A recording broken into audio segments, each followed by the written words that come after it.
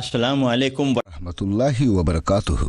আল্লাহ তাআলার দয়া, শান্তি এবং রহমত আপনাদের সবার উপরে বর্ষিত হোক। আমি ডক্টর মোহাম্মদ নায়েক, আজকের এই অনুষ্ঠানের কোঅর্ডিনেটর। এই অনুষ্ঠানটি সরাসরি সম্প্রচার করা হয়েছে পিস টিভিতে, আর ইনশাল্লাহ পরবর্তীতে দেখানো হবে অন্যান্য চ্যানেলে। অনুষ্ঠান শুরু করার আগে আমি আপনাদেরকে এই বিতর্ক অনুষ্ঠানের পটভূমিকা সম্পর্কে কিছু কথা বলি। অক্সফোর্ড ইউনিয়নের সম্মানিত প্রেসিডেন্ট মিস্টার জেমস ল্যাংম্যান আমন্ত্রণ জানিয়েছেন ডক্টর জাকির নায়েককে, কারণ তিনি সেই অগ্রপথিকদের একজন যারা সঠিকভাবে ইসলাম এবং একবিংশ শতাব্দী নিয়ে বিস্তারিত আলোচনা করতে পারবেন বিশ্ববিখ্যাত অক্সফোর্ড ইউনিভার্সিটির ডিবেটিং সোসাইটি অক্সফোর্ড ইউনিয়নের সামনে। 1923 সাল থেকে বিভিন্ন গুরুত্বপূর্ণ বিষয় নিয়ে বিতর্ক এবং আলোচনা অনুষ্ঠানের কারণে এই সোসাইটির বিশেষ খ্যাতি রয়েছে। অক্সফোর্ড ইউনিভার্সিটির বিভিন্ন ক্যাম্পাসের পাশাপাশি তারা পৃথিবীর অনেক দেশে অনুষ্ঠানের আয়োজন করে থাকে। ডক্টর জাকির নায়েক ইনশাল্লাহ সেই সব আন্তর্জাতিকভাবে বিখ্যাত ব্যক্তিদের সাথে থাকবেন, যেমন বর্তমান প্রধানমন্ত্রী ডেভিড ক্যামেরন, সাবেক প্রধানমন্ত্রী টনি ব্লেয়ার, মার্গারেট থ্যাচার এবং উইনস্টন চার্চিল, আমেরিকার প্রেসিডেন্ট বিল ক্লিন্টন এবং জিমি কার্টার, বিজ্ঞানী অ্যালবার্ট আইনস্টাইন, আর বিখ্যাত কিছু ব্যক্তিত্ব যেমন Malcolm X, Dalai Lama, Prince Charles, Mother Teresa, এছাড়াও ফিল্ম স্টার যেমন Clint Eastwood, Pierce Brosnan, Stephen Fry এবং পপস্টার মাইকেল জ্যাকসন, যারা অক্সফোর্ড ইউনিয়নের সামনে এরকম বিভিন্ন বিষয় নিয়ে কথা বলেছেন। এই লেকচার ও প্রশ্নোত্তর পর্ব এটা একেবারেই খোলামেলাভাবে পরিচালিত হবে, আর ইনশাল্লাহ এই অনুষ্ঠানটি একেবারে সরাসরি সম্প্রচার করা হবে পুরো পৃথিবী জুড়ে পিস টিভি ইংরেজি এবং পিস টিভি উর্দুর মাধ্যমে। আমি এবারে অনুরোধ করব যারা টেকনিক্যাল সহযোগিতায় আছেন, আমরা এখন চলে যাব মিস্টার জেমস ল্যাংম্যানের কাছে। তিনি অক্সফোর্ড ইউনিয়নের প্রেসিডেন্ট। আমি মিস্টার ল্যাংম্যানকে অনুরোধ করব যাতে তিনি দায়িত্ব নেন আজকের এই ঐতিহাসিক বিতর্কের, যেটা হচ্ছে অক্সফোর্ড ইউনিয়নে। ডক্টর জাকির নায়েক আজকে যে বিষয়ে কথা বলবেন সেটা হলো ইসলাম এবং একবিংশ শতাব্দী। আজকে আমাদের সোসাইটির ঐতিহ্য অনুযায়ী আমরা পৃথিবীর শীর্ষস্থানীয় একজন ব্যক্তিত্বকে আমন্ত্রণ জানিয়েছি কথা বলার জন্য।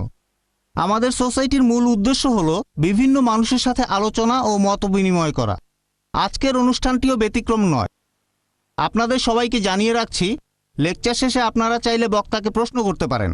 তাহলে আসুন এবারে আমরা সোসাইটির সবাই মিলে স্বাগত জানাই ডক্টর জাকির নায়েককে আমাদের সামনে কথা বলার জন্য।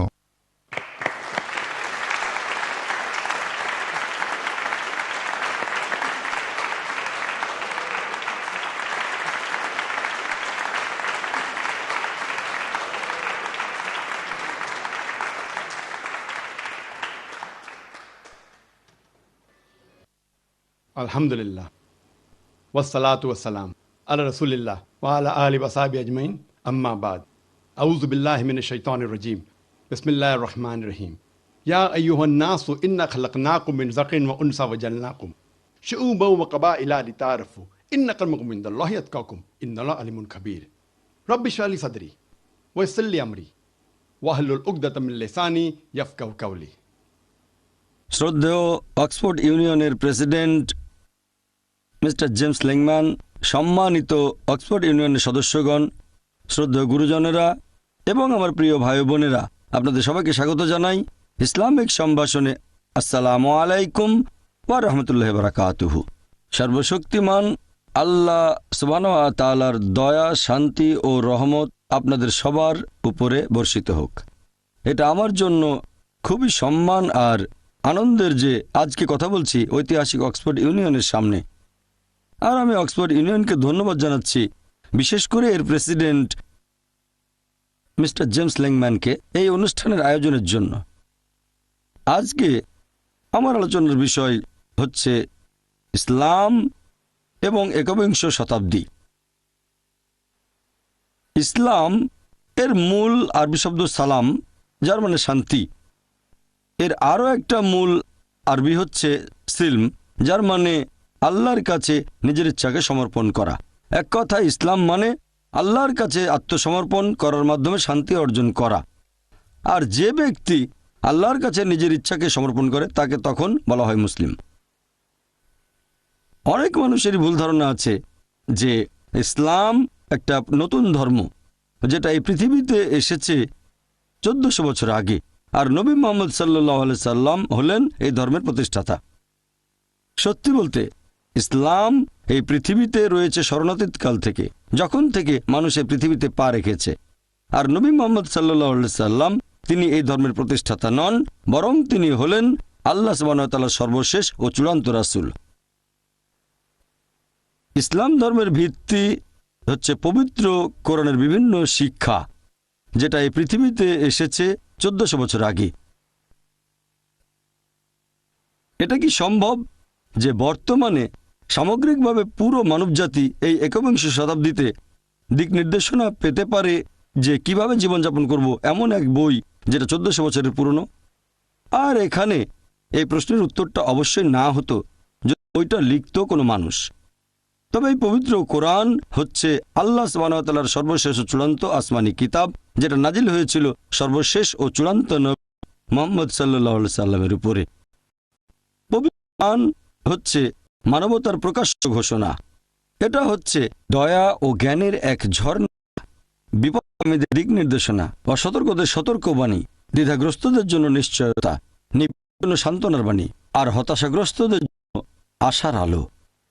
পবিত্র কোরআন আল্লাহ তাআলার সর্বশেষ ও চূড়ান্ত আসমানি কিতাব, যেটা নাজিল হয়েছে সর্বশেষ ও চূড়ান্ত নবী মুহাম্মদ সাল্লাল্লাহু আলাইহি সাল্লামের উপর।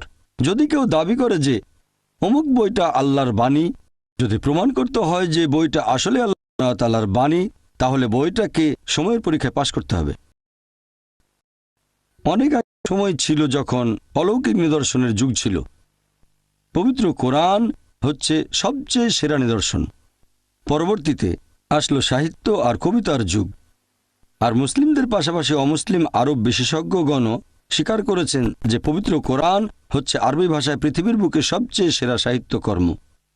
তবে বর্তমানে কোনো ধর্মগ্রন্থ যদি অনেক কাব্য করে বলে যে পৃথিবী সমতল, কোনো আধুনিক মানুষ কি সেটা বিশ্বাস করবে? অবশ্যই এখানে উত্তর হবে না। কারণটা হচ্ছে এখন সেই সাহিত্য আর কবিতার যুগ নেই। বর্তমানে আমরা রয়েছি বিজ্ঞান আর প্রযুক্তির যুগে। তাহলে আসুন দেখি এই পবিত্র কোরআন আধুনিক বিজ্ঞানের সাথে সামঞ্জস্যপূর্ণ নাকি বেমানান। নোবেল পুরস্কার বিজয়ী বিখ্যাত পদার্থ বিজ্ঞানী অ্যালবার্ট আইনস্টাইন বলেছেন, আর আমি শুনেছি তিনিও এই অক্সফোর্ড ইউনিয়নের সামনে কথা বলেছিলেন, তিনি বলেছেন যে ধর্ম ছাড়া বিজ্ঞান হচ্ছে খোঁড়া, আর বিজ্ঞান ছাড়া ধর্ম হচ্ছে অন্ধ। আপনাদের মনে করিয়ে দেই, পবিত্র কোরআন বিজ্ঞান মানে সায়েন্সের বই না, SCIENCE, এটা হচ্ছে সাইনের বই। SIGNS এটা হলো আয়াতের বই, ছন্দে আবদ্ধ কথামালার বই। আর পবিত্র কোরআনে রয়েছে 6000-এরও বেশি সাইন, 6000 আয়াত, আর তার মধ্যে 1000-এর বেশি আয়াত বলছে বিজ্ঞান নিয়ে কথা। আমার আজকের লেকচারে আমি শুধুমাত্র বিজ্ঞানে প্রতিষ্ঠিত সত্যগুলো নিয়ে কথা বলবো। আমি বিজ্ঞানের বিভিন্ন অনুমান বা থিওরি নিয়ে কথা বলবো না, কারণ আমরা জানি যে এই থিওরি বা অনুমান অনেক সময় উল্টো পথে হাঁটা শুরু করে। জ্যোতির্বিজ্ঞানের ক্ষেত্রে কয়েক যুগ আগে 1970-এর দশকে একদল বিজ্ঞানী ব্যাখ্যা করেছিলেন যে এই বিশ্বজগৎ কিভাবে সৃষ্টি হয়েছে, এজন্য তারা নোবেল পুরস্কার পেয়েছিলেন। এটাকে তারা বলেছিলেন বিগ ব্যাং। এই বিজ্ঞানীরা বলেছিলেন যে প্রথমে এই বিশ্বজগৎ ছিল একটা বিন্দু, তারপর সব কিছু আলাদা হয়ে গেল একটা বিস্ফোরণে, তারপর সৃষ্টি হলো গ্যালাক্সি, নক্ষত্র, গ্রহ, সূর্য, পাশাপাশি এই পৃথিবী যেখানে আমরা বাস করি। এটাকে তারা বললেন বিগ ব্যাং। এটা বিজ্ঞানীরা জানতে পেরেছেন 40 বছর আগে, আর কোরআন উল্লেখ করেছে 1400 বছর আগে। সূরা আম্বিয়া অধ্যায় নম্বর 21 আয়াত নম্বর 30 বলা হয়েছে, अवलम यरल्लज़ीना कफरू অবিশ্বাসীরা কি এটা দেখে না अन्ना समावाति वल अर्दा كانت رتقا ففتقناهما আকাশমণ্ডলী ও পৃথিবী ওতপ্রোতভাবে মিশেছিল আর আমি তাদের আলাদা করে দিলাম। এই বিগ ব্যাং যেটা বিজ্ঞানীরা জেনেছে কিছুদিন আগে, সেটা পবিত্র কোরআনে উল্লেখ করা হয়েছে 1400 বছর আগে। আগের দিনে এক সময় মানুষ মনে করত যে পৃথিবী সমতল। এরপর 1577 সালে স্যার ফ্রান্সিস ড্রেক পৃথিবীর চারপাশে জাহাজে করে ঘুরে আসলেন। তখন তিনি প্রমাণ করেছিলেন যে আমরা যে পৃথিবীর বুকে বসবাস করি এটা আসলে বর্তুলাকার। কোরআন এটা বলেছে 1400 বছর আগে, সূরা নাজিয়াত অধ্যায় নম্বর 79 আয়াত নম্বর 30। والأرض بعد ذلك دحاها এবং তিনি পৃথিবীকে করেছেন ডিম্বাকৃতি। দাহাহা শব্দের আরেকটা মানে হচ্ছে বিস্তৃত, আর আমাদের পৃথিবীও বিস্তৃত। অন্য আরেকটা অর্থের মূল আরবি শব্দ হচ্ছে দুইয়া, যার মানে হচ্ছে ডিম। আর আমরা সবাই জানি যে পৃথিবী একটা বলের মতো গোলাকার নয়, পূর্ব আর পশ্চিমে চাপা, এটা আসলে বর্তুলাকার। আর যদি ভালো করে দেখেন, এই দাহাহা শব্দটা কোনো সাধারণ ডিমকে বোঝাচ্ছে না, এখানে বিশেষ করে উট পাখির ডিমকে বোঝানো হয়েছে। আর খেয়াল করলে বুঝবেন যে একটা উট পাখির ডিমও আসলে বর্তুলাকার। চিন্তা করেন, পবিত্র কোরআন 1400 বছর আগে বলেছে যে এই পৃথিবী আসলে হচ্ছে বর্তুলাকার। আগে মানুষ ভাবত যে চাঁদের আলো তার নিজস্ব আলো। কিছুদিন আগে আমরা জানতে পেরেছি যে চাঁদের আলোটা তার নিজস্ব আলো নয়, এটা আসলে প্রতিফলিত আলো, ধার করা আলো। কোরআন বলছে সূরা ফুরকান অধ্যায় নম্বর 25 আয়াত নম্বর 61, তিনি কত মহান যিনি আকাশে সৃষ্টি করেছেন রাশিচক্র, সেখানে স্থাপন করেছেন সূর্য প্রদীপ যার নিজস্ব আলো, এবং চাঁদ যার ধার করা আলো, প্রতিফলিত আলো। তাহলে কোরআন বলছে চাঁদের আলোটা প্রতিফলিত আলো, ধার করা আলো, যেটা বিজ্ঞান জেনেছে কিছুদিন আগে। কিছুদিন আগে মানে 50 বছর আগে, 100 বছর আগে, 200 বছর আগে। আমি যখন স্কুলে ছিলাম, আমি স্কুল পাশ করেছি 1982 সালে, 29 বছর আগে। সেখানে আমি বিজ্ঞানের বইয়ে পড়েছিলাম যে সূর্য কক্ষপথে প্রদক্ষিণ করে, কিন্তু তার নিজ অক্ষের চারপাশে আবর্তিত হয় না। আর কোরআন বলছে সূরা আম্বিয়া অধ্যায় নম্বর 21 আয়াত নম্বর 33, هو الذي خلق الليل والنهار আল্লাহ সৃষ্টি করেছেন রাত এবং দিন والشمس والقمر এবং সূর্য ও চাঁদ, كل في فلك يسبحون প্রত্যেকে নিজ কক্ষপথে নিজস্ব গতিতে বিচরণ করে। পবিত্র কোরআন বলছে সূর্য আর চাঁদ কক্ষপথে প্রদক্ষিণের পাশাপাশি তাদের নিজ অক্ষের চারপাশেও আবর্তিত হয়। আর এখনকার দিনে মাত্র কয়েক দশক আগে বিজ্ঞানীরা জানতে পেরেছেন সূর্য আবর্তিত হয়, আনুমানিক 25 দিনে সূর্যের একটা আবর্তন সম্পূর্ণ হয়। এখন পৃথিবীর সব দেশের পাঠ্য বইতে এই কথাটা উল্লেখ করা থাকে। তারপরও কিছু মানুষ হয়তো তখন বলবে, এ আর এমন কি যে কোরআনে জ্যোতির্বিজ্ঞানের কথা বলা হয়েছে, কারণ সে সময়ে আরবরা জ্যোতির্বিজ্ঞানে খুব উন্নত ছিল। আমিও একমত যে আরবরা তখন জ্যোতির্বিজ্ঞানে খুব উন্নত ছিল। তবে আপনাদের মনে করিয়ে দিই যে আরবরা জ্যোতির্বিজ্ঞানে অনেক উন্নতি লাভ করতে পেরেছিল পবিত্র কোরআন নাজিল হওয়ার কয়েকশো বছর পরে। তাহলে এই কোরআন থেকে আরবরা জ্যোতির্বিজ্ঞান সম্পর্কে জানতে পেরেছিল, এর উল্টোটা নয়। এরপর হাইড্রোলজির ক্ষেত্রে আমরা স্কুলে থাকতে পানিচক্র পড়েছি। সমুদ্র থেকে পানি উপরে উঠে বাষ্প হয়, মেঘে পরিণত হয়, তারপর একসময় সেটা বৃষ্টি হয়ে মাটিতে পড়ে যায়। এভাবে পানিচক্র সম্পূর্ণ হয়। প্রথমবারের মতো পানিচক্রের বিস্তারিত বর্ণনা দেন স্যার বার্নার্ড প্যালিসি, আর সেটা 1580 সালে। পবিত্র কোরআনেও পানিচক্র সম্পর্কে বিস্তারিত বলা হয়েছে 1400 বছর আগে। কোরআন বলছে সমুদ্রের পানি বাষ্প হয়ে উপরে ওঠে, মেঘে পরিণত হয়, মেঘগুলো একত্রিত হয়ে আকাশে ভেসে বেড়ায়, বৃষ্টি হয়ে সেটা মাটিতে পড়ে যায়, পানির স্তর আবার ভরাট হয়ে পানিচক্র সম্পন্ন হয়। পবিত্র কোরআনে পানিচক্র সম্পর্কে বিস্তারিত বলা হয়েছে অনেকগুলো আয়াতে। সূরা আল জুমার অধ্যায় নম্বর 39 আয়াত নম্বর 21, সূরা রুম অধ্যায় নম্বর 30 আয়াত নম্বর 24, সূরা মুমিনুন অধ্যায় 23 আয়াত নম্বর 18, সূরা হিজর অধ্যায় নম্বর 15 আয়াত নম্বর 22, এরপর সূরা নূর অধ্যায় নম্বর 24 আয়াত নম্বর 43, সূরা আরফ অধ্যায় নম্বর 7 আয়াত নম্বর 57, সূরা রদ অধ্যায় নম্বর 13 আয়াত নম্বর 17, সূরা ফুরকান অধ্যায় নম্বর 25 আয়াত 48 ও 49, সূরা ফাতির অধ্যায় নম্বর 35 আয়াত নম্বর 9, সূরা ইয়াসিন অধ্যায় নম্বর 36 আয়াত নম্বর 34, সূরা জাসিয়া অধ্যায় নম্বর 45 আয়াত নম্বর 5, সূরা কাফ অধ্যায় নম্বর 50 আয়াত নম্বর 8 ও 9, সূরা ওয়াকিয়া অধ্যায় নম্বর 56 আয়াত নম্বর 68 থেকে 70, এরপর সূরা মুলক অধ্যায় 67 আয়াত নম্বর 30, সূরা তারিক অধ্যায় 86 আয়াত নম্বর 11। এভাবে আমি পবিত্র কোরআনের আরো অনেকগুলো আয়াতের রেফারেন্স দিতে পারি যেখানে পানিচক্র সম্পর্কে বিস্তারিতভাবে বর্ণনা দেওয়া হয়েছে। এরপর সমুদ্রবিদ্যার ক্ষেত্রে পবিত্র কোরআনের একটি আয়াত সূরা ফুরকান অধ্যায় নম্বর 25 আয়াত 53 বলা হয়েছে যে তিনি দুই দরিয়াকে মিলিতভাবে প্রবাহিত করেন, একটি মিষ্ট এবং সুপেয়, অন্যটি লোনা এবং খর। তারা মিলিত হলেও পরস্পর মিশে যায় না, তাদের মাঝে রয়েছে এক অন্তরায় যেটা অতিক্রম করা যায় না। আগেকার দিনে মানুষ এটা জানতো যে পানি দুই প্রকার, মিষ্ট এবং লোনা, তবে কোরআন যারা পড়তো তারা বুঝতে পারতো না যে আল্লাহ এটা বলে কি বোঝাতে চেয়েছেন যে এই দুই প্রকার পানি মিলিত হয় কিন্তু তারা মিশে যায় না, আর তাদের মধ্যে রয়েছে এক অন্তরায় যা অতিক্রম করা যায় না। এখন বিজ্ঞান ও প্রযুক্তি উন্নত হওয়ার কারণে আমরা জানতে পেরেছি যখন এক ধরনের পানি আরেক ধরনের পানির মধ্যে প্রবাহিত হয় তখন যে পানিটা প্রবাহিত হচ্ছে সেটা তার উপাদান হারিয়ে অন্য পানির মতো হয়ে যায়। এটাকে এখনকার বিজ্ঞান বলে পরিবর্তনকালীন সমরূপ এলাকা, আর পবিত্র কোরআন এটাকে বলে বারজাক, এক অন্তরায়। আর এটা আপনারা দেখতে পাবেন কেপ পয়েন্ট, দক্ষিণ আফ্রিকার একেবারে দক্ষিণাঞ্চলে। সেখানে আপনারা এই দুই ধরনের পানির মধ্যেকার পার্থক্যটা চোখে দেখেও বুঝতে পারবেন। আর প্রফেসর হে, একজন বিখ্যাত সমুদ্র বিজ্ঞানী, তিনি বলেছেন যে মানুষ এটা জানতে পেরেছে কিছুদিন আগে। এটা ব্যাখ্যা করা আসলে কঠিন যে কোরআন কিভাবে এই কথাটা বলেছে 1400 বছর আগে। এরপর জীববিদ্যার ক্ষেত্রে পবিত্র কোরআন বলছে, সূরা আম্বিয়া অধ্যায় নম্বর 21 আয়াত নম্বর 30, এবং প্রাণবান সমস্ত কিছু সৃষ্টি করলাম পানি থেকে, এরপরেও কি তারা বিশ্বাস করবে না? চিন্তা করেন আরবের সেই শুষ্ক মরুভূমিতে কোরআন বলছে প্রাণবান সবকিছু সৃষ্টি হয়েছে পানি থেকে। এই কথাটা কে বিশ্বাস করত? বর্তমানে বিজ্ঞান আর প্রযুক্তি উন্নত হয়, আমরা জানতে পেরেছি যে প্রত্যেকটা জীবের শরীরের মধ্যে কোষ থাকে, আর কোষের একটা মূল উপাদান হচ্ছে সাইটোপ্লাজম, যার শতকরা 80 পানি। এখন বিজ্ঞান আমাদের বলে যে প্রত্যেক জীবদেহে শতকরা 50 থেকে 90 পানি। উদ্ভিদবিদ্যার ক্ষেত্রে আগেকার দিনে আমরা জানতাম না যে গাছপালার মধ্যে পুরুষ এবং স্ত্রীলিঙ্গ থাকে। পবিত্র কোরআন বলছে সূরা তাহা অধ্যায় নম্বর 20 আয়াত নম্বর 53 যে আল্লাহ আকাশ থেকে বাড়ি বর্ষণ করেন, সেটা দ্বারা উৎপন্ন করেন বিভিন্ন প্রকারের উদ্ভিদের জোড়া, একটা অন্যটা থেকে আলাদা। এখানে আরবি শব্দ আজওয়াজ মানে জোড়া, তার মানে গাছপালারও পুরুষ এবং স্ত্রীলিঙ্গ আছে। তারপর প্রাণীবিদ্যার ক্ষেত্রে পবিত্র কোরআন বলছে সূরা আনাম অধ্যায় নম্বর 6 আয়াত নম্বর 38 যে আল্লাহ সুবহানাহু ওয়া তাআলা সকল প্রাণীকে যারা পৃথিবীতে বিচরণ করে এবং সকল পাখিকে যারা আকাশে ওড়ে সবাইকে তিনি করেছেন মানুষের মতো সম্প্রদায়ভুক্ত।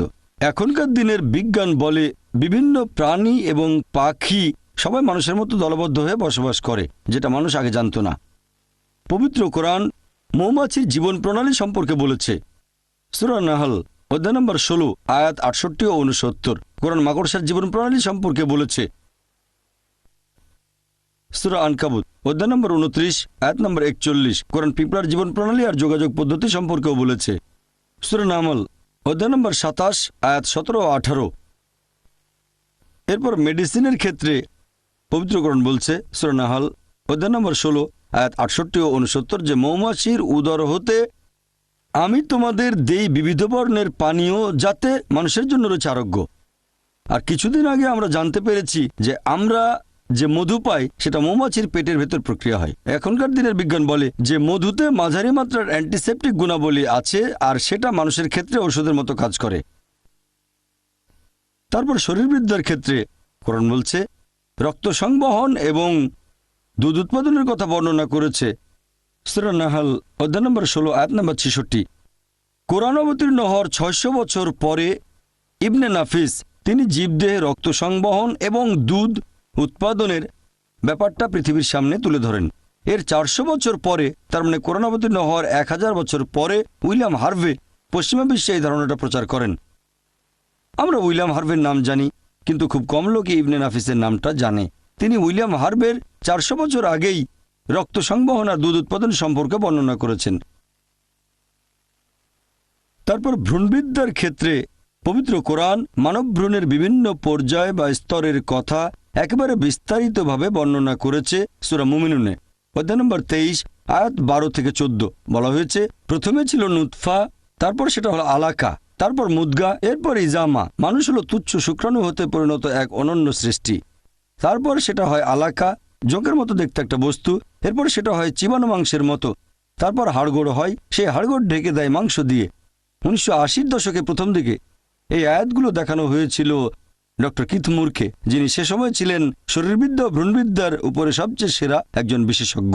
তিনি তখন ইউনিভার্সিটি অফ টরন্টোতে এই ডিপার্টমেন্টের বিভাগীয় প্রধান ছিলেন। তিনি বলেছিলেন যে পবিত্র কোরআনের বর্ণনাটা বর্তমানের এই আধুনিক ভ্রূণবিদ্যার চেয়ে অনেক বেশি বিস্তারিত।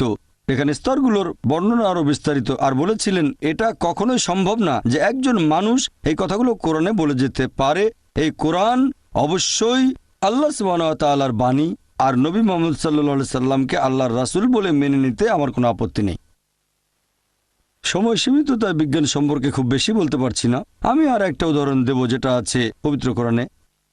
আল্লাহ বলেছেন সূরা কিয়ামা অধ্যায় নম্বর ৭৫ আয়াত ৩ ও ৪, যখন অবিশ্বাসীরা বলে যে আল্লাহ তাআলা কিভাবে আমাদের শরীরের অস্থিগুলো একত্র করতে পারবেন, যখন মারা যাব, কবর দেওয়া হলে হাড়গোড় সব আলাদা হয়ে যাবে, শেষ বিচারের দিনে আল্লাহ তাআলা কিভাবে আমাদের শরীরের হাড়গোড় আবার একত্র করবেন। আল্লাহ পবিত্র কোরআনে এর উত্তর দিয়েছেন, তাদের বলো আল্লাহ যে শুধু অস্থিগুলো একত্র করবেন তা নয়, তিনি একেবারে সঠিকভাবে একত্র করবেন তোমাদের আঙ্গুলের অগ্রভাগকে। এই কথা দিয়ে কোরআন কি বোঝাচ্ছে? আল্লাহ যে শুধু অস্থি একত্র করবেন তা নয়, তিনি একেবারে সঠিকভাবে একত্র করবেন তোমাদের আঙ্গুলের অগ্রভাগকে। 1880 সালে স্যার ফ্রান্সিস গোল্ড আঙ্গুলের ছাপের নিয়ম আবিষ্কার করেন। তিনি বলেছিলেন যে একজন মানুষের হাতের ছাপের সাথে আরেকজনের ছাপ কখনোই মিলবে না। বর্তমানে এই আঙ্গুলের ছাপের পদ্ধতি ব্যবহার করছে পুলিশ অপরাধীকে শনাক্ত করতে, ব্যবহার করছে সিআইএ, এফবিআই, পৃথিবীর বিভিন্ন দেশের পুলিশ। এটা পবিত্র কোরআন বলেছে 1400 বছর আগে। ফ্রান্সিস বেকন খুবই বিখ্যাত একজন দার্শনিক।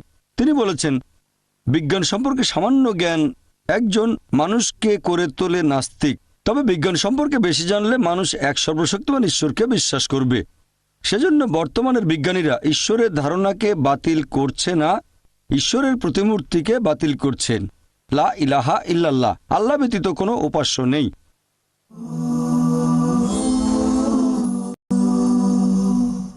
আমার লেকচারের শুরুতে পবিত্র কোরআনের একটা আয়াত বলেছিলাম, সূরা হুজুরাত অধ্যায় নম্বর 49 আয়াত 13 বলা হয়েছে, ইয়া আইয়ুহান নাসু ইন্না খালাকনাকুম মিন যাকিন ওয়া উনসা ওয়া জাআলনাকুম শুউবান ওয়া কাবাইলা লিতাআরাফু ইন্না আক্রামাকুম ইনদাল্লাহি আতকাকুম ইন্নাল্লাহা আলিমুন খাবীর। যার মানে, হে মানুষ জাতি, আমি তোমাদের সৃষ্টি করেছি একজোড়া পুরুষ ও নারী হতে, আর তোমাদের বিভক্ত করেছি বিভিন্ন জাতীয় গোত্রে, যাতে তোমরা একে অন্যের সাথে পরিচিত হতে পারো। এমন না যে একে অন্যকে ঘৃণা করবে। আর আল্লাহর নিকট সেই ব্যক্তি সবচেয়ে মর্যাদা সম্পন্ন যার রয়েছে তাকওয়া। আল্লাহ তাআলার কাছে বিচার করার যে মানদণ্ডটা, সেটা লিঙ্গ নয়, গায়ের রং নয়, ধন সম্পদ নয়, অথবা বয়স নয়, সেটা হচ্ছে তাকওয়া, আল্লাহকে মেনে চলা, ধার্মিকতা এবং ন্যায়নিষ্ঠতা। যেটা দিয়ে একজন মানুষ আরেকজনের চেয়ে বেশি মর্যাদা পেতে পারে, সেটা হচ্ছে ন্যায়নিষ্ঠতা এবং ধার্মিকতা। অন্য কোনো মানদণ্ড নেই। কোরআন বলছে সূরা রুম অধ্যায় নম্বর 30 আয়াত নম্বর 22, আল্লাহর নিদর্শনগুলোর মধ্যে রয়েছে আকাশমণ্ডলী ও পৃথিবী এবং তোমাদের ভাষা ও বর্ণের বৈচিত্র্য, এতে জ্ঞানীদের জন্য বহু নিদর্শন রয়েছে। পবিত্র কোরআন বলছে তিনি মানুষের গায়ের রং আর ভাষার মধ্যে বৈচিত্র্য দিয়েছেন, যাতে করে জ্ঞানীরা বুঝতে পারে যেটা আল্লাহ সুবহানাহু ওয়া তাআলার নিদর্শন। এখানে বলা হয়েছে সার্বজনীন ভ্রাতৃত্বের কথা, যে আল্লাহ তাআলা আমাদের পুরো মানুষ জাতিকে সৃষ্টি করেছেন একজোড়া পুরুষ ও নারী হতে, আদম ও হাওয়া, ওনারা শান্তিতে থাকুন। আল্লাহ সুবহানাহু ওয়া তাআলা বলেছেন সূরা ইসরা অধ্যায় নম্বর 17 আয়াত নম্বর 70, ওয়ালাকাদ কাররামনা বনি আদমা, আমি আদম সন্তানকে মর্যাদা দান করেছি। আল্লাহ তাআলা পবিত্র কোরআনে বলেছেন যে আদম সন্তানদের সবাই, হোক তারা কালো বা সাদা, পুরুষ বা নারী, তারা জন্মাক ভারতে বা আমেরিকায় বা যুক্তরাজ্যে, তারা এই পৃথিবীর যে কোনো জায়গাতে থাকুক, আল্লাহ তাআলা আদম সন্তানদের সবাইকে মর্যাদা দান করেছেন, পুরো মানুষ জাতিকে। আর ইসলাম সার্বজনীন ভ্রাতৃত্বের কথা বলার পাশাপাশি একেবারে হাতে কলমে দেখিয়ে দেয় যে প্রত্যেক মুসলিম যারা ইসলাম ধর্ম পালন করে, তারা প্রতিদিন কমপক্ষে 5 বার এই কাজটাকে করে দেখাবে। আমি এখানে ইসলাম ধর্মের একটা স্তম্ভের কথা বলছি, সালাত বা নামাজ, প্রার্থনা করা। আমাদের প্রিয় নবী মুহাম্মদ সাল্লাল্লাহু আলাইহি সাল্লাম বলেছেন, যখন তোমরা নামাজের জন্য দাঁড়াবে, কাঁধে কাঁধ লাগিয়ে দাঁড়াবে। আপনার পাশে যে লোকটা দাঁড়িয়ে আছে, হোক সে কালো বা সাদা, ধনী বা গরিব, রাজা বা ফকির, যখন আপনি নামাজ পড়তে দাঁড়াবেন, কাঁধে কাঁধ লাগিয়ে দাঁড়াবেন। এভাবে আমরা সার্বজনীন ভ্রাতৃত্বের চর্চা করি প্রতিদিন কমপক্ষে 5 বার। এই ভ্রাতৃত্বের আরেকটা উদাহরণ হলো হজ। এটা ইসলাম ধর্মের আরেকটা স্তম্ভ। যেসব ধনী লোকের সামর্থ্য আছে, যাদের স্বাস্থ্য উপযোগী মক্কা ভ্রমণের জন্য হজ করতে, তারা জীবনে অন্তত একবার সেখানে যাবে। আর হজ হচ্ছে পৃথিবীর মধ্যে সবচেয়ে বড় বার্ষিক সম্মেলন, যেখানে 30 থেকে 40 লাখ মানুষ আসে পৃথিবীর বিভিন্ন দেশ থেকে, যেমন আমেরিকা, কানাডা, যুক্তরাজ্য, মালয়েশিয়া, পৃথিবীর বিভিন্ন দেশ থেকে সবাই এসে আরাফাত ময়দানে তারা একত্রিত হয়। আর সে সময় তারা পরে থাকে 2 টুকরো সেলাই না করা কাপড়, সাদা রঙের কাপড়। আপনি বুঝতে পারবেন না আপনার পাশে যে লোকটা দাঁড়িয়ে আছে সে রাজা না ফকির। আর সবাই তখন মুখে একটা কথাই বলতে থাকে, লাব্বাইক আল্লাহুম্মা লাব্বাইক, শোনো হে প্রভু, আমরা এসেছি তোমার আহ্বানে। ইসলাম হাতে কলমে সার্বজনীন ভ্রাতৃত্বের চর্চা করে। অনেক ধর্মই বিশ্বাস করে যে মানুষ জাতি সৃষ্টি হয়েছে একজোড়া পুরুষ ও নারী হতে, আদম ও হাওয়া। তবে কিছু ধর্ম আছে যারা শুধুমাত্র হাওয়াকে দায়ী করে মানুষ জাতির পতনের জন্য, যে এটাই আদি পাপ। তবে কোরআন পড়লে দেখবেন সেখানে আল্লাহ তাআলার আদেশ অমান্য করার দায়ভারটা দুজনের উপরেই দেওয়া হয়েছে। আদম এবং হাওয়া তারা শান্তিতে থাকুন। কোরআন বলছে সূরা আরফ অধ্যায় নম্বর 7 আয়াত 19 থেকে 27, আদম এবং হাওয়া তারা শান্তিতে থাকুন। তাদের দুজনকেই এখানে বেশ কয়েকবার সম্বোধন করা হয়েছে। তারা দুজনেই আল্লাহর আদেশ অমান্য করেছেন, দুজনে তওবা করেছেন, দুজনকে ক্ষমা করা হয়েছে। দায়ভারটা দুজনের উপরই দেওয়া হয়েছে। পবিত্র কোরআনে এরকম একটা আয়াত নেই যেখানে দায়ভারটা শুধু হাওয়াকে দেওয়া হয়েছে। তবে পবিত্র কোরআনে একটা আয়াত আছে সূরা তাহা অধ্যায় নম্বর 20 আয়াত নম্বর 121, বলা হয়েছে এখানে শুধু আদম আলাইহিস সালামকে বলা হয়েছে যে তিনি আল্লাহকে অমান্য করেছেন। তবে সামগ্রিকভাবে কোরআন পড়লে দেখবেন দায়ভার দুজনের উপরই সমানভাবে দেওয়া হয়েছে। এরকম কিছু ধর্ম আছে আর তারা বলে যে মানব জাতির পতনের জন্য দায়ী হলো নারী। ইসলাম এটাতে বিশ্বাস করে না। কিছু ধর্ম বলে এই কারণে হাওয়াকে আল্লাহ শাস্তি দিয়েছেন। আর প্রসব যন্ত্রণা হচ্ছে মহিলাদের উপর আল্লাহর অভিশাপ এবং শাস্তির ফল। তবে ইসলামে গর্ভধারণ মহিলাদের সম্মান বাড়িয়ে দেয়। কোরআন বলছে সূরা নিসা অধ্যায় নম্বর 4 আয়াত নম্বর 1, তোমাকে ধারণ করা গর্ভকে শ্রদ্ধা করো। কোরআন বলছে সূরা লুকমান অধ্যায় নম্বর 31 আয়াত নম্বর 14, আমি মানুষকে নির্দেশ দিয়েছি বাবা মার সাথে সদাচরণ করার জন্য। অনেক কষ্ট বরণ করে মা তার সন্তানকে গর্ভধারণ করে এবং তার দুধ ছাড়ানো হয় 2 বছরে। কোরআনে কথাটা আবার বলা হয়েছে সূরা আহকাফ অধ্যায় নম্বর 46 আয়াত নম্বর 15, আমি মানুষকে বাবা মার সাথে সদ্ব্যবহার করার নির্দেশ দিয়েছি। কষ্টের সাথে মা তাকে গর্ভে ধারণ করে এবং প্রসব করে কষ্টের সাথে। তাহলে গর্ভধারণ মহিলাদের মর্যাদা বাড়িয়ে দেয়, কোনোভাবেই তাদের ছোট করে না। আর আমাদের প্রিয় নবী বলেছেন, এটা আছে সহিহ বুখারীতে। সহিহ বুখারী হলো সর্বশেষ চূড়ান্ত নবী মুহাম্মদ সাল্লাল্লাহু আলাইহি সাল্লামের কথা ও কাজের একটা নির্ভরযোগ্য সংগ্রহ। সহিহ বুখারীতে উল্লেখ আছে খণ্ড নম্বর 8 আদব কায়দা অধ্যায় 2 হাদিস নম্বর 2, একবার এক লোক নবীকে জিজ্ঞেস করল, এই পৃথিবীতে সবচেয়ে বেশি সাহচর্য আর ভালোবাসা কার প্রাপ্য? নবী বললেন, তোমার মা। লোকটা জিজ্ঞেস করল, তারপর কে? নবী আবারও বললেন, তোমার মা। লোকটা জিজ্ঞেস করলো, তারপর কে? নবী আবারও বললেন, তোমার মা। লোকটা চতুর্থবারের মতো জিজ্ঞেস করলো যে তারপর কে? তখন নবী বললেন যে তোমার বাবা। তার মানে সাহচর্য আর ভালোবাসার থেকে 75% পাচ্ছেন মা, আর বাকি 25% পাচ্ছেন বাবা। এক কথায় মা পাচ্ছেন গোল্ড মেডেল, পাচ্ছেন সিলভার মেডেল, এর পাশাপাশি ব্রোঞ্জ মেডেলটাও, আর বাবাকে শুধু একটা সান্ত্বনা পুরস্কার নিয়ে সন্তুষ্ট থাকতে হচ্ছে।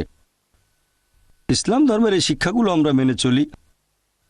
যদি ভালো করে দেখেন, ইসলাম মহিলাদের অর্থনৈতিক অধিকার দিয়েছে পশ্চিমা বিশ্বের 1300 বছর আগে।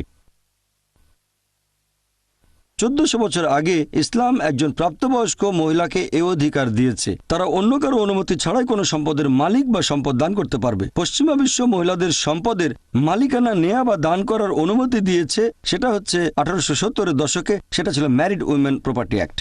সেখানে বলা হয়েছে একজন প্রাপ্তবয়স্ক বিবাহিত মহিলা তার স্বামীর অনুমতি ছাড়াই সম্পদের মালিক হতে বা সেটা দান করতে পারবেন। পরে এই আইনটা সংশোধন করা হয়েছে। ইসলাম মহিলাদেরকে অর্থনৈতিক অধিকার দিয়েছে পশ্চিমা বিশ্বের 1300 বছর আগে। আর ইসলাম ধর্মে আমরা এই শব্দটা মানি না যে হাউস ওয়াইফ, ইংরেজি ভাষায় এটা ব্যবহার করা হয়, কারণ আমরা মনে করি না যে সেই মহিলার বিয়ে হয়েছে ঘরের সাথে, যে তাদের বলবো হাউস ওয়াইফ। আমরা এসব ক্ষেত্রে যেটা বলি সেটা হচ্ছে হোম মেকার, যে ব্যক্তি ঘরটা তৈরি করেন, যে ঘরকে গঠন করে। যদিও অনেকেরই ইসলাম সম্পর্কে ভুল ধারণা আছে আর অনেকেই মনে করে যে ইসলাম ধর্মে পুরুষ এবং নারী সমান নয়। সত্যি বলতে ইসলাম ধর্মে পুরুষ এবং নারী সমান, তবে এই সমান হওয়া মানে অভিন্নতা নয়। তারা সমান তবে একই রকম নয়। আছে তাদের শারীরিক গঠনে পার্থক্য, মানসিক গঠনে পার্থক্য, প্রাকৃতিক গঠনে পার্থক্য, তাদের ভূমিকাও আলাদা। সব মিলিয়ে পুরুষ এবং নারী সমান। কিছু কিছু ক্ষেত্রে মহিলারা হয়তো কিছুটা এগিয়ে আছে, আবার কিছু ক্ষেত্রে পুরুষ হয়তো এগিয়ে আছে। আপনাদের একটা উদাহরণ দেই। মনে করুন একটা ক্লাসে দুজন ছাত্র এ আর বি, তারা দুজনেই প্রথম হলো একটা পরীক্ষায়। দুজনে 180 পেয়েছে। যখন পরীক্ষার খাতাটা দেখলেন সেখানে 10টা প্রশ্ন, মানে 10টা উত্তর, ধরেন প্রত্যেকটাতে 10 নাম্বার। দেখা গেল 1 নম্বর প্রশ্নের উত্তরে ছাত্র এ পেয়েছে 10-এর মধ্যে 9, ছাত্র বি পেয়েছে 10-এর মধ্যে 7। এরপর 2 নম্বর প্রশ্নের উত্তরে ছাত্র বি পেয়েছে 10-এ 9, আর ছাত্র এ সে পেয়েছে 10-এর মধ্যে 7। আর বাকি 8টা প্রশ্নের উত্তরে দুজনেই পেয়েছে 10-এর মধ্যে 8। যদি যোগ করেন দুজনেই পেয়েছে 100-তে 80, তার মানে সমান। তবে 1 নম্বর প্রশ্নের উত্তরে ছাত্র এ কিছুটা এগিয়ে আছে, আর 2 নম্বর প্রশ্নের উত্তরে ছাত্র বি কিছুটা এগিয়ে আছে। বাকি প্রশ্নগুলোতে তারা দুজনেই সমান হয়েছে, আর সামগ্রিকভাবে তারা সমান। একইভাবে ইসলাম ধর্মে পুরুষ এবং নারী সমান। কিছু কিছু ক্ষেত্রে পুরুষরা কিছুটা এগিয়ে আছে, আর কিছু কিছু ক্ষেত্রে মহিলারা কিছুটা এগিয়ে আছে। যেমন ধরেন, যদি একজন চোর, একজন ডাকাত আমার ঘরে ঢোকে, তখন আমি বলবো না যে আমি নারী স্বাধীনতায় বিশ্বাস করি, এটা বললে আমার স্ত্রী বা মেয়েকে লড়াই করতে পাঠিয়ে দেব না। যেহেতু আল্লাহ আমাকে শারীরিক শক্তি দিয়েছেন, তাই লড়াই করার দায়িত্ব আমার। পবিত্র কোরআন বলছে সূরা নিসা অধ্যায় 4 আয়াত নম্বর 34 যে আল্লাহ পুরুষকে বেশি শক্তি দিয়েছেন, মহিলাদের নিরাপত্তা দায়িত্ব তার। তাহলে শক্তিতে পুরুষ কিছুটা এগিয়ে আছে। আমি আগে আরেকটা উদাহরণ দিয়েছিলাম, যখন সন্তানদের সাহচর্য আর ভালোবাসার কথা আসবে বাবা মার প্রতি, মহিলারা এখানে পুরুষদের চেয়ে 3 গুণ বেশি সাহচর্য পাওয়ার দাবি রাখে। মা 3 গুণ বেশি ভালোবাসা আর সাহচর্য পাবে বাবার চেয়ে। তাহলে এখানে মহিলারা কিছুটা এগিয়ে আছে। তাই কথাটা হচ্ছে ইসলামে পুরুষ এবং নারী সমান। কিছু কিছু ক্ষেত্রে মহিলারা পুরুষদের চেয়ে এগিয়ে, আর কিছু ক্ষেত্রে পুরুষরা এগিয়ে আছে। মূল যে ভিত্তি সেটা হচ্ছে কেবলমাত্র একজন সৃষ্টিকর্তা ও পালনকর্তাকে বিশ্বাস করা। আর এই স্রষ্টা আর পালনকর্তা আল্লাহ সুবহানাহু ওয়া তাআলা, তিনি সব মানুষের জন্য একই রকম। যদি এটা মানেন যে আমাদের সৃষ্টিকর্তা এবং পালনকর্তা এক আল্লাহ, সবার জন্য এক শুধুমাত্র, তাহলেই সব ধর্মের মধ্যে ভ্রাতৃত্ববোধ বজায় রাখা যাবে। আর এটাই হচ্ছে পৃথিবীর সব ধর্মের মূল ভিত্তি। রিলিজিয়ন বা ধর্ম অক্সফোর্ড ডিকশনারি অনুযায়ী এর মানে কোনো অতি মানবীয় নিয়ন্ত্রণ শক্তিতে বিশ্বাস করা, ব্যক্তিগত বা অনেক ঈশ্বরে যাকে উপাসনা করতে হবে আর অনুগত থাকতে হবে। তাহলে অক্সফোর্ড ডিকশনারি অনুযায়ী ধর্ম মানে ঈশ্বরে বিশ্বাস করা। যদি ঈশ্বরকে বোঝেন তাহলে সঠিকভাবে ধর্মকেও বুঝতে পারবেন। কোরআন বলছে সূরা আলে ইমরান অধ্যায় 3 আয়াত নম্বর 64, তাআলাউ ইলা কালিমাতিন সাওয়াইন বাইনা বাইনাকুম। এসো সেই কথায় যা আমাদের ও তোমাদের মধ্যে এক। প্রথম সাদৃশ্যটা কি? আল্লাহ নাবুদা ইল্লাল্লাহ। আমরা এক আল্লাহ ব্যতীত অন্য কারো ইবাদত করি না। কোরআন বলছে অন্য ধর্মের অনুসারীদের এটা বলো, আমাদের সাদৃশ্যগুলো দেখো। যেখানে পার্থক্য আছে সেটা নিয়ে পরে আলোচনা করব। আসুন সেগুলো মেনে চলি যেগুলো কমন। আর সবগুলো প্রধান ধর্মে একটা কমন জিনিস, বিশ্বাস আর ইবাদত করা একমাত্র আল্লাহকে। কোনো ধর্মকে বুঝতে গেলে অথবা কোনো ধর্মের ঈশ্বরের ধারণাটা বুঝতে গেলে এটা সঠিক হবে না যদি আপনি সেই ধর্মের অনুসারীদের কাজকর্মগুলো দেখেন। কারণ অনেক সময় সেই অনুসারী নিজেই তার ধর্ম সম্পর্কে ভালো মতো জানে না, অথবা ঈশ্বরের ধারণাটাও ঠিকমতো বোঝে না। কোনো একটা ধর্মকে বোঝার সবচেয়ে সেরা যে উপায়, অথবা কোনো ধর্মে ঈশ্বরের ধারণাকে বোঝার সেরা উপায় হচ্ছে সেই ধর্মের যে পবিত্র গ্রন্থগুলো আছে সেখানে ঈশ্বর সম্পর্কে কি বলা হয়েছে সেগুলো দেখা। আসুন আমরা সংক্ষেপে পৃথিবীর প্রধান ধর্মগুলোতে ঈশ্বরের ধারণা সম্পর্কে জেনে নিই। প্রথমে আমরা হিন্দু ধর্মে ঈশ্বরের ধারণা বোঝার চেষ্টা করব। হিন্দু ধর্মের সবচেয়ে পবিত্র আর বিশুদ্ধ দুটো ধর্মগ্রন্থ আছে, সেগুলো বেদ আর উপনিষদ। ছান্দোগ্য উপনিষদে উল্লেখ করা হয়েছে 6 নম্বর অধ্যায় অনুচ্ছেদ 2 পরিচ্ছেদ 1, একম এভিদিত্যম। ঈশ্বর কেবলমাত্র একজন, দ্বিতীয় কেউ নেই। এটা একটা সংস্কৃত উদ্ধৃতি। এরপর শ্বেতসূত্র উপনিষদে উল্লেখ আছে 6 নম্বর অধ্যায় অনুচ্ছেদ 9, नाच्यस्य कसिज जनितान च दीपा। মহান ঈশ্বরের কোনো বাবা মা নেই, তার কোনো প্রভু নেই, তার কোনো বাবা নেই, তার কোনো মা নেই, তার উপরে আর কেউ নেই। এছাড়াও শ্বেতসূত্র উপনিষদে উল্লেখ আছে অধ্যায় 4 অনুচ্ছেদ 19, আর আছে যজুর্বেদে অধ্যায় 32 অনুচ্ছেদ 3, न तस्य प्रतिमा अस्ति। মহান ঈশ্বরের কোনো প্রতিমা নেই। প্রতিমা একটা সংস্কৃত শব্দ যার মানে প্রতিমূর্তি, ফটোগ্রাফ, পেইন্টিং, ছবি, ভাস্কর্য অথবা একটা মূর্তি। বলা হয়েছে মহান ঈশ্বরের কোনো প্রতিমূর্তি নেই, কোনো ছবি নেই, কোনো পেইন্টিং নেই, কোনো ফটোগ্রাফ নেই, কোনো ভাস্কর্য নেই, কোনো মূর্তি নেই, কোনো প্রতিমূর্তি নেই। আর হিন্দুদের ব্রহ্মসূত্র হিন্দুজমে মূল ধর্মবিশ্বাস। एकम ब्राह्म देवत्या नास्ते नैना नास्ते किंचन। भगवान एक ही है, दूसरा नहीं है, नहीं है, नहीं है, जरा भी नहीं है। ঈশ্বর কেবলমাত্র একজন, দ্বিতীয় কেউ নেই, আর কেউ নেই, আর কেউ নেই, কোথাও কেউ নেই। তাহলে যদি হিন্দু ধর্মগ্রন্থ পড়েন সেখানে আপনারা হিন্দু ধর্মে ঈশ্বরের ধারণাটা বুঝতে পারবেন, আর হিন্দু ধর্মটাকেও সঠিকভাবে বুঝতে পারবেন। আসুন এবারে আমরা ইহুদি ধর্মে ঈশ্বরের ধারণা দেখি। ওল্ড টেস্টামেন্টে উল্লেখ করা হয়েছে বুক অব ডিটোরনমি অধ্যায় নম্বর 6 অনুচ্ছেদ 4, মুসা আলাইহিস সালাম বলছেন, शमा इज़राइलो अदनाहिन अदनाइकत। শোনো হে ইসরায়েলবাসী, আমাদের ঈশ্বর, আমাদের প্রভু কেবলমাত্র একজন। এরপর আছে বুক অব আইজায়া অধ্যায় নম্বর 43 অনুচ্ছেদ 11, আমি ঈশ্বর, আমি ব্যতীত আর কোনো রক্ষাকারী নেই। এরপর আছে বুক অব আইজায়া অধ্যায় নম্বর 45 অনুচ্ছেদ 5, আমি ঈশ্বর এবং আমি ব্যতীত আর কোনো উপাস্য নেই। আরও আছে বুক অব আইজায়া অধ্যায় নম্বর 46 অনুচ্ছেদ 9, আমি ঈশ্বর আর কোথাও কেউ নেই, আমি ঈশ্বর, আমার মতো আর কেউ নেই। এরপর আরো বলা হয়েছে বুক অব এক্সোডাস অধ্যায় নম্বর 20 অনুচ্ছেদ 3 থেকে 5। এছাড়াও আছে বুক অব ডিটোরনমি অধ্যায় নম্বর 5 অনুচ্ছেদ 7 থেকে 9। সর্বশক্তিমান ঈশ্বর বলছেন, তোমরা আমাকে ব্যতীত অন্য কোনো দেবতার উপাসনা করবে না, তোমরা আমার কোনো রকম প্রতিমূর্তি তৈরি করবে না যেটার সাথে সাদৃশ্য আছে, কোনো রকম মিল আছে আকাশমণ্ডলীর কিছু, নিচের পৃথিবীর কিছু বা পানিতে কিছুর সাথে। তোমরা তাদের সামনে নতজানু হবে না, তাদের সেবা করবে না, কারণ আমি তোমাদের প্রভু খুবই ঈর্ষাপরায়ণ। তাহলে যদি ওল্ড টেস্টামেন্ট পড়েন আপনারা ইহুদি ধর্মে ঈশ্বরের ধারণাটা বুঝতে পারবেন এবং ইহুদি ধর্মটাকে সঠিকভাবে বুঝতে পারবেন। এবারে খ্রিস্টান ধর্মে ঈশ্বরের ধারণা সম্পর্কে কিছু বলার আগে আমি কয়েকটা বিষয় পরিষ্কার করতে চাই। ইসলাম হচ্ছে একমাত্র অখ্রিস্টান ধর্ম যেখানে ধর্মবিশ্বাসের অন্যতম ভিত্তি যীশুখ্রিস্টকে নবী ও রাসূল বলে মানতে হবে। সেই মুসলিম আসলে মুসলিমই না যে যীশুখ্রিস্টকে নবী ও রাসূল বলে মানে না। আমরা মানি যে তিনি আল্লাহ তাআলার অন্যতম প্রধান একজন নবী ও রাসূল ছিলেন। বিশ্বাস করি যে তিনি ছিলেন মসীহ অর্থাৎ খ্রিস্ট। বিশ্বাস করি যে তিনি অলৌকিকভাবে জন্মেছিলেন কোনো পুরুষের হস্তক্ষেপ ছাড়াই, যেটা এখনকার দিনের অনেক আধুনিক খ্রিস্টানে বিশ্বাস করে না। বিশ্বাস করি যে তিনি আল্লাহর আদেশে মৃত ব্যক্তিকে জীবন দিয়েছেন। বিশ্বাস করি যে তিনি আল্লাহর আদেশে জন্মান্ধর কুষ্ঠরোগীদের সুস্থ করে তুলেছিলেন। খ্রিস্টান আর মুসলিমরা এখানে আমরা এক। প্রশ্ন করতে পারেন তাহলে পার্থক্যটা কোথায়? আমাদের পার্থক্য হচ্ছে অনেক খ্রিস্টানই বিশ্বাস করে বা বেশিরভাগ খ্রিস্টান বিশ্বাস করে যে যীশু খ্রিস্ট বা ঈসা আলাইহিস সালাম নিজেকে ঈশ্বর বলে দাবি করেছেন, বিশ্বাস করে যে তিনি সর্বশক্তিমান ঈশ্বর। সত্যি বলতে আপনারা যদি বাইবেল পড়েন, গোটা বাইবেলে একেবারে পরিষ্কার করে বলা, গোটা বাইবেলে স্পষ্ট করে বলা এমন একটাও অনুচ্ছেদ খুঁজে পাবেন না যেখানে যীশু খ্রিস্ট বা ঈসা আলাইহিস সালাম নিজের মুখে বলেছেন যে আমি ঈশ্বর অথবা তোমরা আমার উপাসনা করো।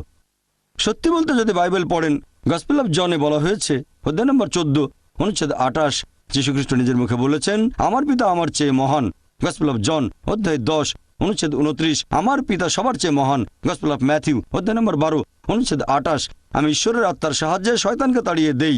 গসপেল অফ লুক অধ্যায় 11 অনুচ্ছেদ 20, আমি ঈশ্বরের আঙ্গুলের সাহায্যে শয়তানকে তাড়িয়ে দিই। গসপেল অফ জন অধ্যায় নম্বর 5 অনুচ্ছেদ 30, আমি নিজের থেকে কিছুই করতে পারি না, আমি যেমন শুনি তেমন বিচার করি, আর আমার বিচার ন্যায্য, কারণ আমি নিজের ইচ্ছা পূরণ করি না, আমার পিতার ইচ্ছা পূরণ করি। যদি কেউ বলে নিজের ইচ্ছা নয় আল্লাহর ইচ্ছা পূরণ করি, সে একজন মুসলিম। আমি আগে বলেছিলাম যে মুসলিম মানে যে আল্লাহর কাছে নিজের ইচ্ছাকে সমর্পণ করে, আর যিশু মানে ঈসা আলাইহিস সালাম বলেছেন আমার ইচ্ছা নয় পূরণ করি সর্বশক্তিমান ঈশ্বরের ইচ্ছা। তাহলে আরবিতে বললে তিনি একজন মুসলিম। সেজন্য আমি বলেছিলাম যে যীশু খ্রিস্ট হলেন আল্লাহ সুবহানাহু ওয়া তাআলার অন্যতম প্রধান একজন নবী ও রাসূল। এরপর যিশু আরো বলেছেন গসপেল অফ জন অধ্যায় নম্বর 14 অনুচ্ছেদ 24, তিনি বলেছেন তোমরা যে কথাগুলো শুনছো সেগুলো আমার নয়, বরং এগুলো পিতার যিনি আমাকে পাঠিয়েছেন। এরপর আছে গসপেল অফ জন অধ্যায় 17 অনুচ্ছেদ 3। যীশুখ্রিস্ট নিজের মুখে বলেছেন, এই হলো অনন্ত জীবন, যাতে তোমরা জানতে পারো একমাত্র ঈশ্বরকে এবং যীশুখ্রিস্টকে, যাকে তিনি পাঠিয়েছেন। এছাড়া পরিষ্কার বলা হয়েছে বুক অফ অ্যাক্টস অধ্যায় নম্বর 2 অনুচ্ছেদ 22 বলা হয়েছে, হে ইসরায়েলবাসী, মন দিয়ে শোনো, নাজারেত শহরের যিশু যে ঈশ্বর মনোনীত মানুষ তোমাদের মাঝে, সে অনেক অলৌকিক কাজ করবে, ঈশ্বর তাকে দিয়ে করাবেন আর তোমরা তার সাক্ষী থাকবে। ঈশ্বর মনোনীত একজন মানুষ তোমাদের মাঝে, সে অনেক অলৌকিক কাজ করবে, সেটা ঈশ্বর তাকে দিয়ে করাবেন, তোমরা তার সাক্ষী থাকবে। একবার যীশুখ্রিস্টকে প্রশ্ন করা হয়েছিল যে কোন আদেশটা প্রথমে মেনে চলবো, তিনি ঠিক সেই কথাটাই বলেছেন যেটা এর আগে বলেছিলেন মুসা আলাইহিস সালাম। এটা হচ্ছে গসপেল অফ মার্কে অধ্যায় নম্বর 12 অনুচ্ছেদ 29। যিশু আলাইহিস সালাম বলেছেন, شما إسرائيل وابن حين وابن خد শোনো হে ইসরায়েলবাসী, আমাদের প্রভু, আমাদের ঈশ্বর কেবলমাত্র একজন। তাহলে যদি বাইবেল পড়েন, আপনি খ্রিস্টান ধর্মের ঈশ্বরের ধারণাটা বুঝতে পারবেন, খ্রিস্টান ধর্মটাকেও সঠিকভাবে বুঝতে পারবেন। আসুন এবারে ইসলাম ধর্মে আল্লাহ ধারণা নিয়ে আলোচনা করি। আর ইসলাম ধর্মে আল্লাহ সুবহানাহু ওয়া তাআলার ধারণা সম্পর্কে সবচেয়ে সেরা যে উত্তরটা, সেটা পবিত্র কোরআনে সূরা ইখলাস কোরআনের অধ্যায় নম্বর 112 আয়াত 1 থেকে 4 বলা হয়েছে, قل هو الله أحد বলো তিনি আল্লাহ এক, অদ্বিতীয়। الله الصمد আল্লাহ তিনি সার্বভৌম, চিরস্থায়ী। لم يلد ولم يولد তিনি কাউকে জন্ম দেননি, কখনো জন্ম নেননি, ولم يكن له كفوا أحد তার সমতুল্য কিছুই নেই। এই হলো আল্লাহ সুবহানাহু ওয়া তাআলার 4 লাইনের সংজ্ঞা। যদি কেউ বলে যে অমুক জায়গায় অমুক লোক হচ্ছে ঈশ্বর, যদি কেউ এই 4টা পরীক্ষায় পাশ করে, আমরা মুসলিমরা আপত্তি ছাড়াই তাকে আল্লাহ বলে মেনে নিতে পারবো। 1 নম্বর হচ্ছে, বলো তিনি আল্লাহ এক, অদ্বিতীয়। 2 নম্বর, তিনি হবেন সার্বভৌম, চিরস্থায়ী। 3 নম্বর, তিনি কাউকে জন্ম দেননি, কখনো জন্ম নেননি। 4 নম্বর, সমগ্র বিশ্বজগতে তার সমতুল্য আর কেউ নেই। এই হলো আল্লাহ তাআলা 4 লাইনের সংজ্ঞা। এটাকে আমরা বলি ঈশ্বর তত্ত্বের লিটমাস টেস্ট অথবা ঈশ্বর তত্ত্বের কোষ্ঠী পাথর। আর পবিত্র কোরআন বলছে সূরা আনাম অধ্যায় নম্বর 6 আয়াত নম্বর 108 যে আল্লাহকে ছেড়ে যাদেরকে তারা উপাসনা করে তাদের তোমরা ভুল করেও গালি দিও না, কেননা তারা সীমালঙ্ঘন করে অজ্ঞানতা বশত আল্লাহ সুবহানাহু ওয়া তাআলাকেও গালি দেবে। কোরআন মুসলিমদের নিষেধ করেছে খারাপ কথা বলবে না, গালি দেবে না, বদনাম করবে না। আল্লাহকে ছেড়ে যাদেরকে অন্য মানুষেরা উপাসনা করে, বরং কোনো কিছু না বুঝে তারা আল্লাহকে গালি দেবে। তাহলে ইসলাম ধর্মে আল্লাহর ধারণা বুঝতে গেলে আপনাকে কোরআন পড়তে হবে। দুর্ভাগ্যজনকভাবে ইসলাম ধর্ম সম্পর্কে মানুষের ভুল ধারণা সবচেয়ে বেশি। যে ধর্মটার ব্যাপারে মানুষের ভুল ধারণা সবচেয়ে বেশি সেটা হচ্ছে ইসলাম। আর ইসলাম সম্পর্কে এই ভুল ধারণা জন্মানোর অন্যতম একটা কারণ আমার মতে সেটা হচ্ছে মিডিয়া। বর্তমানে আপনারা আন্তর্জাতিক মিডিয়াতে দেখবেন ইসলামের নামে বিদ্বেষপূর্ণ মিথ্যা প্রচারণা করা হয়। আপনারা দেখবেন আন্তর্জাতিক খবরের কাগজ, আন্তর্জাতিক ম্যাগাজিন, রেডিও ব্রডকাস্ট স্টেশন, আন্তর্জাতিক স্যাটেলাইট চ্যানেল আর ইন্টারনেটে ইসলামের নামে ভুল আর মিথ্যে খবর প্রচার করা হয়। আর ইসলাম ধর্মে যে শব্দটা নিয়ে ভুল ধারণা সবচেয়ে বেশি সেটা হচ্ছে জিহাদ। এ ব্যাপারে শুধু যে মুসলিমরা ভুল জানে তা নয়, এখন মিডিয়ার কল্যাণে অমুসলিমরা এই ভুল ধারণা রপ্ত করেছে।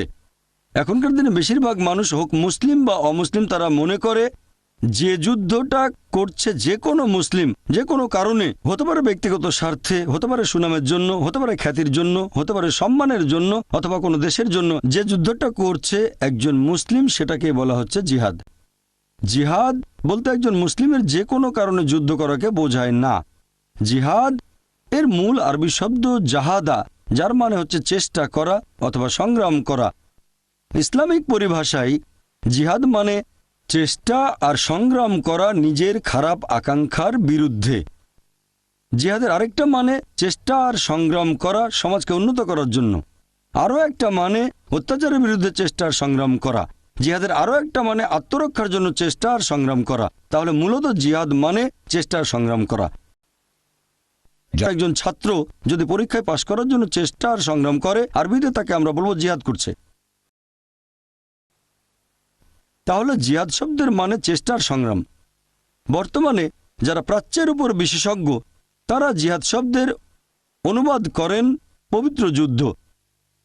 যদি পবিত্র যুদ্ধ শব্দের আরবি করেন সেটা হবে হারবুম মুকাদ্দাসা। আর এই হারবুম মুকাদ্দাসা শব্দটা কোরআনের কোথাও বলা হয়নি, নবী মুহাম্মদ সাল্লাল্লাহু আলাইহি সাল্লামের কোনো হাদিসেও বলা হয়নি। এই পবিত্র যুদ্ধ শব্দটা যদি আপনার ইতিহাস দেখেন, এটা প্রথম ব্যবহার হয়েছে ক্রুসেডকে বোঝাতে। এই ক্রুসেডাররা মানুষজনকে জোর জবরদস্তি করে খ্রিস্টান ধর্ম গ্রহণ করতে বাধ্য করত, আর দুর্ভাগ্যজনকভাবে এখন শব্দটা ব্যবহার হচ্ছে ইসলাম আর মুসলিমদের বোঝাতে। কোরআন একেবারে পরিষ্কার করে বলেছে, সূরা মাইদা অধ্যায় নম্বর 5 আয়াত নম্বর 32, যদি কেউ অন্য কোনো মানুষকে হত্যা করে, সেটা যদি হত্যার অপরাধ বা দেশে বিশৃঙ্খলা সৃষ্টির অপরাধে না হয়, তাহলে সে যেন পুরো মানব জাতিকে হত্যা করল। পবিত্র কোরআন বলছে, যদি কোনো মানুষ অন্য একজন নিরীহ মানুষকে হত্যা করে, হোক সে মুসলিম বা অমুসলিম, তাহলে সে যেন পুরো মানব জাতিকেই হত্যা করল। আয়াতটাতে আরো বলা হয়েছে, যদি কেউ অন্য মানুষের জীবন বাঁচায়, হোক সে মুসলিম বা অমুসলিম, তাহলে সে যেন পুরো মানব জাতিরই জীবন বাঁচালো। কম্পারেটিভ রিলিজিয়নের একজন ছাত্র হিসেবে আমি পবিত্র কোরআন বাদে পৃথিবীর অন্য কোনো ধর্মগ্রন্থ দেখিনি যেখানে সন্ত্রাসের বিরুদ্ধে এত স্পষ্ট করে বলা হয়েছে, নিরীহ মানুষকে হত্যার বিরুদ্ধে বলা হয়েছে। যদি কোনো মানুষ অন্য কোনো নিরীহ মানুষকে হত্যা করে, হোক সে মুসলিম বা অমুসলিম, তাহলে সে যেন পুরো মানব জাতিকে হত্যা করলো। অন্য কোনো ধর্মগ্রন্থে আমি এরকম কোনো অনুচ্ছেদ দেখিনি। কোরআন বাদে আর কোনো ধর্মগ্রন্থে এভাবে সন্ত্রাসবাদকে নিষেধ করা হয়নি। বলা হয়েছে, যদি কোনো মানুষ অন্য মানুষের জীবন বাঁচায়, হোক মুসলিম বা অমুসলিম, তাহলে সে যেন পুরো মানব জাতির জীবন বাঁচালো। ইসলাম সব ধরনের সন্ত্রাসবাদের নিন্দা করে। ইসলাম ধর্ম যে কোনো নিরীহ মানুষ হত্যার নিন্দা করে। তাদের ধর্ম, বর্ণ, গোত্র যাই হোক না কেন, তারা যে দেশেরই নাগরিক হোক না কেন, সে যে ধর্মেরই অনুসারী হোক। ইসলাম আর আমি নিজেও সব ধরনের সন্ত্রাসবাদকে নিন্দা করি। এছাড়াও নিন্দা করি সেই 9/11কে, যেটা ঘটেছিল 2001 সালের 9 সেপ্টেম্বর নিউ ইয়র্কের টুইন টাওয়ারে আক্রমণ। সেখানে কয়েক হাজার নিরীহ মানুষ মারা গিয়েছিল। নিন্দা করি 7/7কে, 2005 সালের 7 জুলাই লন্ডনের বোমা বিস্ফোরণে প্রায় 50 জন নিরীহ মানুষ মারা গিয়েছিল। এছাড়াও নিন্দা করি সেই সিরিজ বোমা বিস্ফোরণকে যেটা ঘটেছিল বোম্বেতে 2006 সালের 11 জুলাই। সেখানে 180 জনের বেশি নিরীহ মানুষ মারা গিয়েছিল। আমি নিন্দা করি গুজরাটের সেই সাম্প্রদায়িক দাঙ্গাকে, যেটা ছিল পূর্ব পরিকল্পিত। এটা ঘটেছিল ভারতের গুজরাটে। সেখানে কয়েক হাজার নিরীহ মুসলিম নিহত হয়েছিল। আমি সব ধরনের সন্ত্রাসবাদের নিন্দা করি যেখানে নিরীহ মানুষকে হত্যা করা হয়, হোক তারা মুসলিম বা অমুসলিম। আর যে ধরনের সন্ত্রাসী কাজে নিরীহ মানুষ হত্যা করা হয় সেটা নিন্দা করতে হবেই। আত্মঘাতী বোমা হামলাকেও এখনকার দিনে গত কয়েক দশক ধরে দেখা যাচ্ছে যে একজন লোক তার শরীরে বোমা বাঁধল, তারপর গেল একটা মার্কেটে অথবা গেল রেল স্টেশনে বা রাস্তায়, তারপর নিজেকে বোমা দিয়ে উড়িয়ে দিল আর নিজের সাথে সাথে মেরে ফেললো আরও কিছু নিরীহ মানুষকে। এই কাজটা কোনো ধর্মই সমর্থন করবে না, বিশেষ করে ইসলাম। আত্মঘাতী বোমা হামলা যেখানে নিরীহ মানুষ মারা যায়, এটা ইসলামে পুরোপুরি নিষিদ্ধ। দুর্ভাগ্যজনকভাবে যদিও ইসলাম ধর্ম সব ধরনের সন্ত্রাসবাদকেই নিন্দা করে, অতীতে যত সন্ত্রাসবাদ হয়েছে সবগুলোকে, আর একবিংশ শতাব্দীর সন্ত্রাসকেও নিন্দা করে। সন্ত্রাসকে নিন্দা করলেও দুর্ভাগ্যজনকভাবে বর্তমানে মিডিয়া প্রচার করে ইসলাম এমন একটা ধর্ম যেটা সন্ত্রাসবাদকে সমর্থন করে। প্রত্যেক সম্প্রদায়ে কিছু কুলাঙ্গার থাকে, আর আমিও এটা জানি যে মুসলিম সম্প্রদায়ের মধ্যেও কিছু কুলাঙ্গার আছে। মিডিয়া এখানে কি করে? মিডিয়া মুসলিমদের মধ্য থেকে সেই কুলাঙ্গারদের বেছে নেয় আর প্রচার করে যে এরাই হচ্ছে আদর্শ মুসলিম। এই মিথ্যা প্রচারের কারণে আমরা দেখি যে বেশিরভাগ মানুষ মনে করে ইসলাম সন্ত্রাসকে সমর্থন করে। কোরআন পড়লে দেখবেন, নবীর সহিহ হাদিস পড়লে দেখবেন, পৃথিবীর প্রধান ধর্মগুলোর মধ্যে ইসলাম ধর্ম সবচেয়ে সোচ্চার হয়ে নিরীহ মানুষ হত্যার প্রতিবাদ করেছে। আর মিডিয়ার প্রচারণার ফলে যারা নেতিবাচক মনোভাবের শিকার হন তাদের মধ্যে আমিও একজন। 8 মাস আগে 2010 সালের জুন মাসে যুক্তরাজ্যে গিয়ে আমার বেশ কয়েকটা লেকচার দেওয়ার কথা ছিল। প্রথম লেকচারটা ছিল ওয়েমলি এরিনায়, লন্ডনের ওয়েমলিতে, তারপর এলজি এরিনা এনইসি বার্মিংহামে, এরপর শেফিল্ডের শেফিল্ড এরিনায়। প্রত্যেকটা এরিনাতে দর্শক ধারণ ক্ষমতা 10 থেকে 15 হাজারের মতো, আর এগুলো খুবই বিখ্যাত। আমার লেকচার ট্যুরের মাত্র 3 সপ্তাহ আগে একটা খবর ছাপানো হলো শীর্ষস্থানীয় একটা পত্রিকা সানডে টাইমসে হেডলাইন করা হলো এভাবে, ঘৃণা ছড়িয়ে দেওয়া মুসলিম ধর্মপ্রচারককে ব্রিটেনে ঢুকতে দেওয়া হচ্ছে। পত্রিকাটি আমার লেকচারের অংশবিশেষও তুলে দিল। সেগুলো হয় প্রসঙ্গ ছাড়া উদ্ধৃতি, নয়তো ভুল বলা হয়েছে। আমাকে এমনভাবে তুলে ধরল যেন আমি ঘৃণা প্রচার করি আর সন্ত্রাসবাদকে সমর্থন করি। তার কয়েকদিন পরে সেই খবরটাকে তুলে নিয়ে আবার ছাপানো হলো যুক্তরাজ্যের অনেকগুলো খবরের কাগজে। শুধুমাত্র যুক্তরাজ্যের কাগজে নয়, আন্তর্জাতিক বিভিন্ন খবরের কাগজে ছাপানো হলো, যেমন ভারতেও। দুর্ভাগ্যজনকভাবে পত্রিকায় এই খবরগুলো দেখে যুক্তরাজ্যের হোম সেক্রেটারি টেরেসা মে আমার বিরুদ্ধে একটা এক্সক্লুশন অর্ডার পাশ করলেন 2010 সালের 16 জুন। তিনি পত্রিকায় খবরটা পড়েছেন আর ইউটিউবে কিছু ভিডিও ক্লিপ দেখেছেন, আর এই ভিডিওগুলোতে প্রসঙ্গটা বাদ দেওয়া হয়েছে।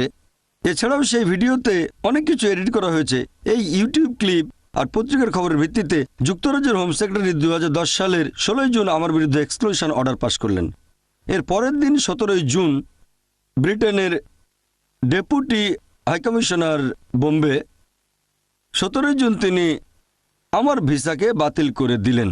আমি যুক্তরাজ্যের 5 বছরের মাল্টিপল এন্ট্রি ভিসা পেয়েছিলাম। ইস্যু করা হয়েছিল 2008 সালের 15 জুলাই, মেয়াদ ছিল 2013 সালের 15 জুলাই পর্যন্ত।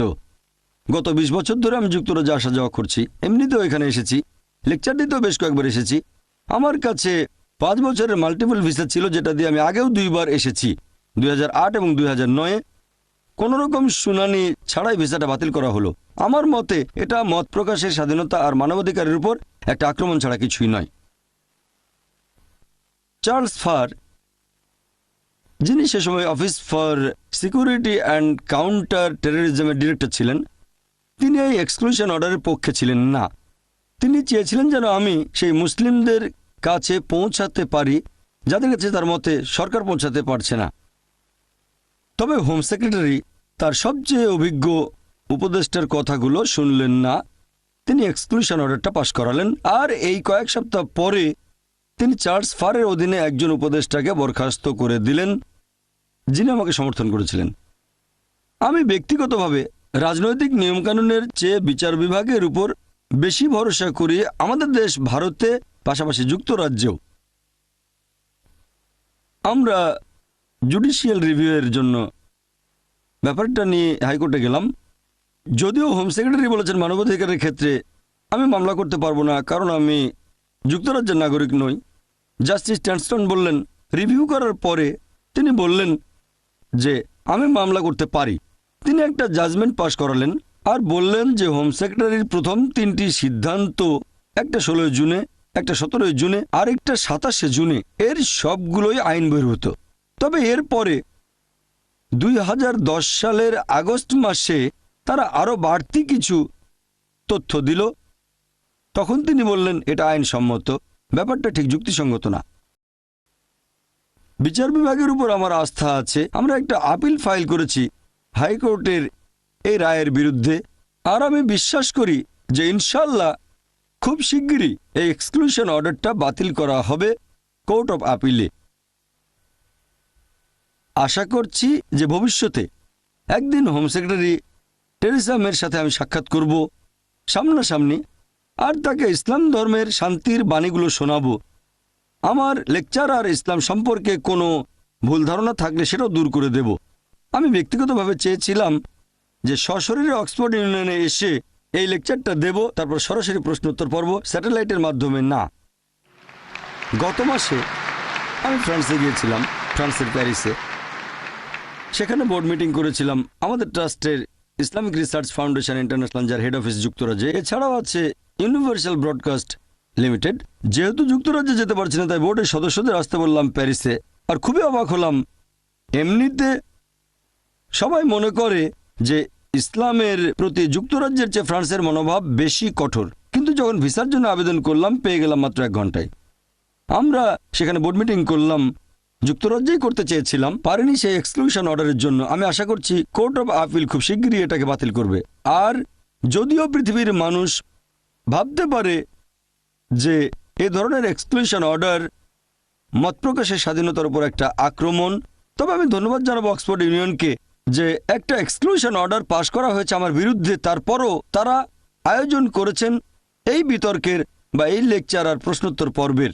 আমি আন্তরিক ধন্যবাদ জানাচ্ছি অক্সফোর্ড ইউনিয়নকে, বিশেষ করে এর প্রেসিডেন্ট মিস্টার জেমস ল্যাংম্যানকে। এই অনুষ্ঠানের আয়োজন করে তিনি যথেষ্ট সাহসের পরিচয় দিয়েছেন। আমার কথাগুলোর সাথে অক্সফোর্ড ইউনিয়ন একমত হতে পারে, নাও পারে। আমার কথাগুলো পছন্দ করতে পারে, নাও করতে পারে। আমি প্রশংসা করছি যে তারা মত প্রকাশের স্বাধীনতাকে যথেষ্ট গুরুত্ব দেয়।